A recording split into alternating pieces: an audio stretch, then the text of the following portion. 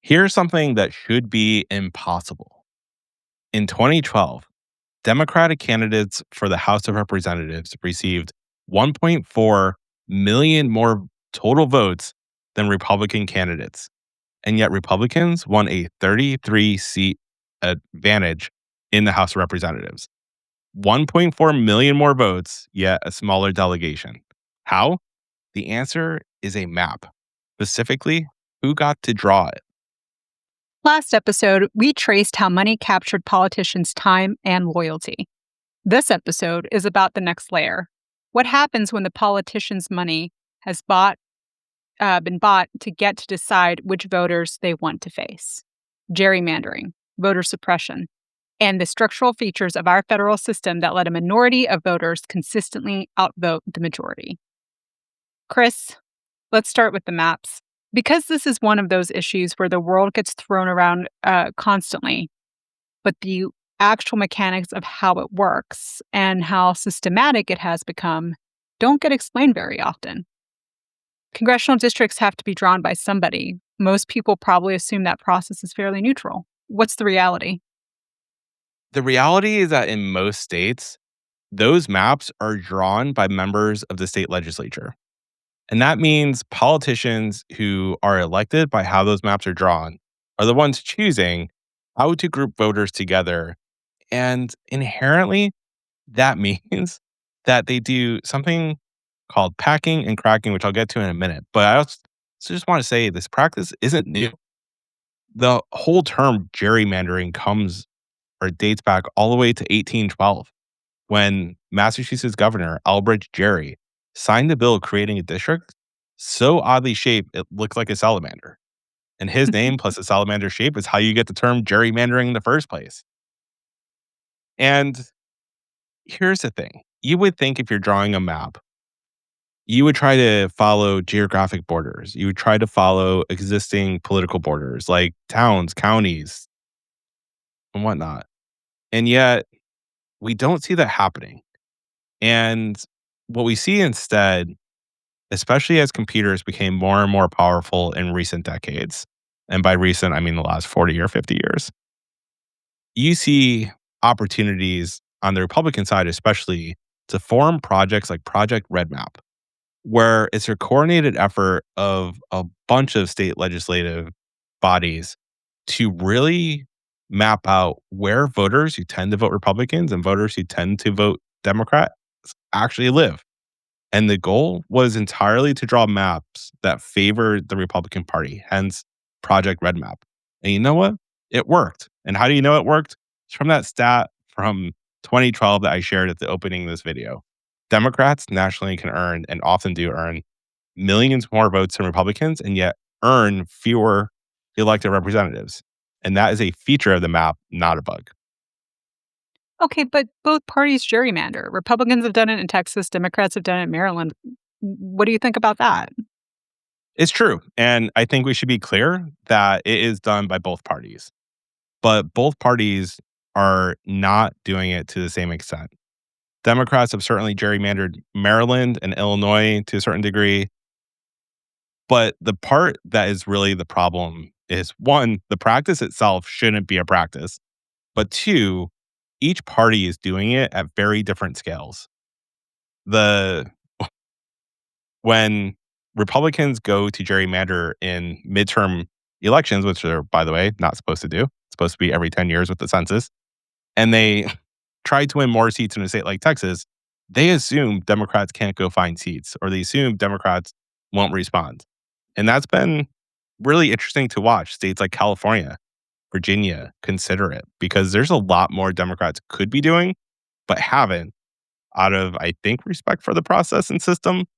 But we're seeing that become sort of an arms race between the two parties. And here's the real talk. Republican voters tend to be more rural voters. Just kidding. Democrat voters tend to be more clustered in bigger cities. That has been true for a very long time now. And so it's a little bit easier to get creative with your maps if you're representing rural areas than if you're representing large urban ones. So, eh, do these maps affect how the votes lay out in the Electoral College?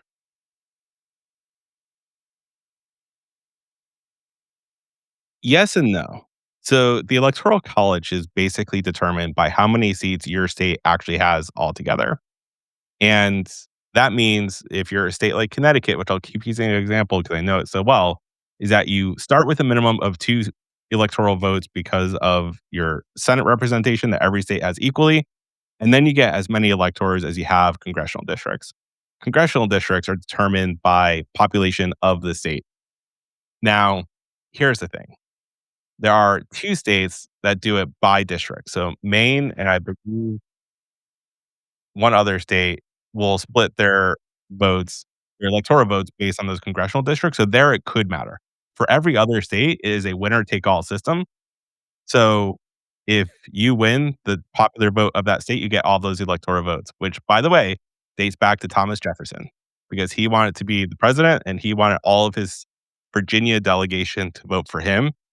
But it can matter in the Electoral College in certain odd cases, but overall, it matters more in the congressional representation, and it matters a lot in state legislatures.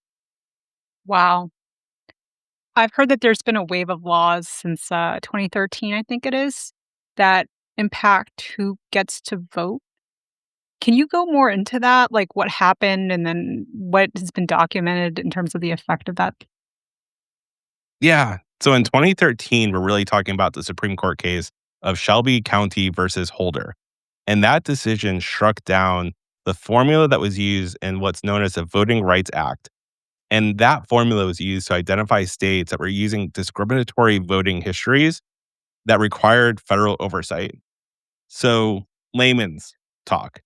Coming out of the Civil Rights Act, a bunch of states, especially in the Deep South, that were very obviously discriminating against minority voters, basically had to comply with this law. And there was this formula to say, hey, if your new law that you're proposing as a state, like Georgia or Alabama or Mississippi, just to name a few, if that new law was likely to discriminate against a certain group of voters, it was not going to be considered legal under the Voting Rights Act. And if states were trying to implement those laws, they would actually be held under federal supervision to make sure that those laws weren't discriminating against those voters that when they're trying to implement them. And what this 2013 decision basically said is, eh, we're not really going to measure that anymore. It's not a problem anymore. And this is one of those fiery dissents for those who want to go back and read it that RBG like put up there is just and her point was like, hey, just because you're not getting wet, it's not the time to throw out the umbrella. Like, yeah, the law was working. It was stopping states from discriminating against minority voters. But with that decision and other decisions that came down, we basically ripped up all of the most important parts of the Voting Rights Act that put real limits on this behavior, which is why we're seeing such an increased amount of redrawing happening when it's not supposed to be happening. Wow.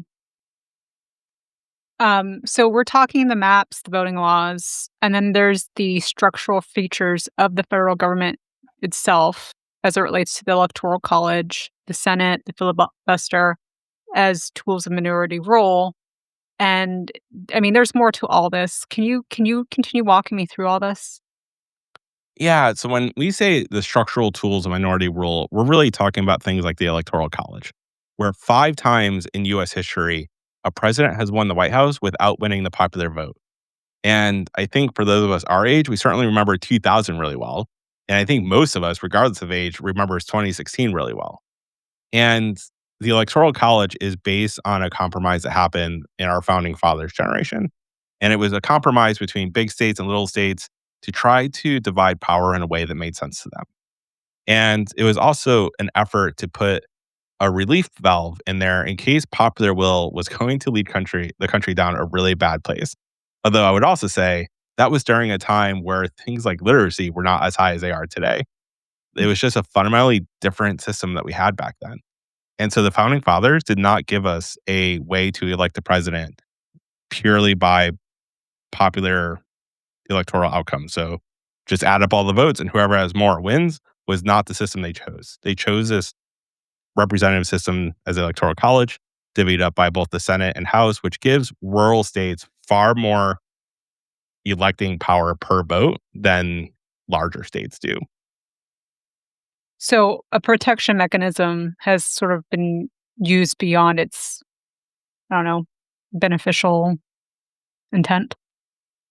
It's definitely been used beyond its beneficial intent, but also it kind of sets up, like our last video talked about, the opportunity for the billionaire class to really have their money investing in politics go a lot farther.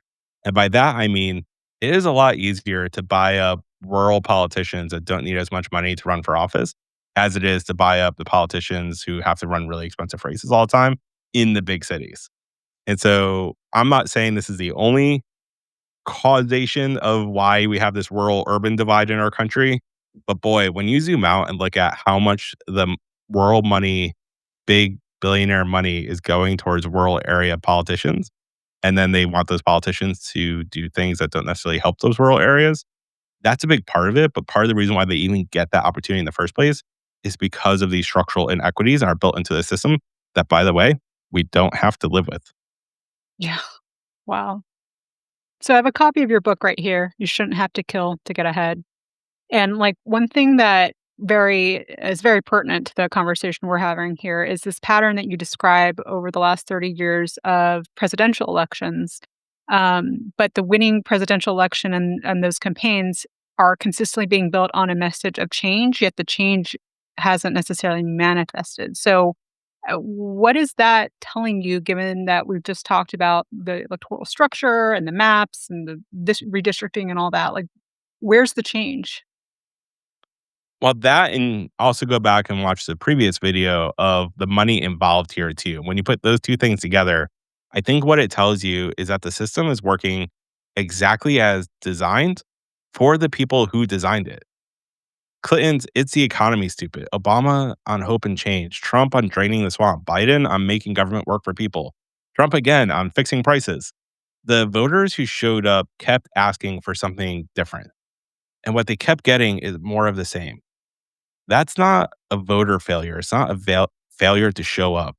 That's a system that's been insulated from accountability around most Americans. And here's what worries me about that pattern. Historically, when this level of wealth concentration meets this level of political insulation, it doesn't stay stable. It ends in major reform or it ends badly. We've been through this before. We've now traced the money and the maps. Next episode, we go one layer deeper: how the information environment got captured too. Because if you want to keep a system this unequal stable, you have to manage what people think about it. And that's what we're going to go into next time. So thank you all for being here. We'll see you then.